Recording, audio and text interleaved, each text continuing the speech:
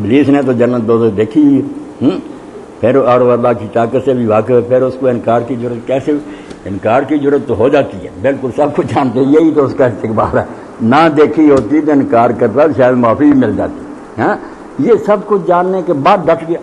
توجہ بھی دلائی اللہ پاک نے، یہ بھی نہیں کہ وہ ناواقف ہے، بعد میں بھی کہا کہ میں نے حکم دیا کیوں نہیں کر، اللہ نے اس کا جرم جو ہے نا صرف سجدہ نہ کرنا نہیں، ابا واستکبر، انکار کیا اور اکڑ گیا کہ میں نہیں جانتا خدا کون ہوتا ہے، بلکہ اعتراض کر دیا کہ تو بات ہی نامعقول کیا رہا،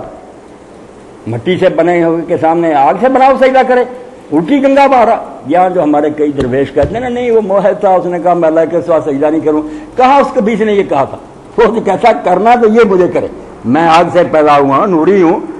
حادثی ہوں، یہ خاکی متکبر بنا، تو ایسا جرم جو ہے نا یہ نہیں معاف ہوتا۔ باقی جاننے بوجھنے کے کوئی بات نہیں، اللہ تعالیٰ فرعونیوں کے بارے میں کہتا وجاہدوا بہا واستیقنتھا انفسہم ظلما وعلوا، بالکل یقین کر لیا انہوں نے کہ جو موسیٰ علیہ السلام دکھا رہے ہیں جادو نہیں ہے، معجزے ہیں،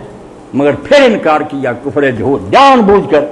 تاکہ اکڑے رہے، حکومت چلتی رہے، نیچے آ جائیں حضرت موسیٰ۔ تو بیماری کی کئی وجوہات میں صرف بے خبری نہیں، کئی اور روگ ہیں جس کی وجہ سے لوگ حکم نہیں ماننا چاہتے، متکبر ہوتے ہیں، اپنی برتری چاہتے ہیں، بہت حجاب ہیں راستے میں۔ جی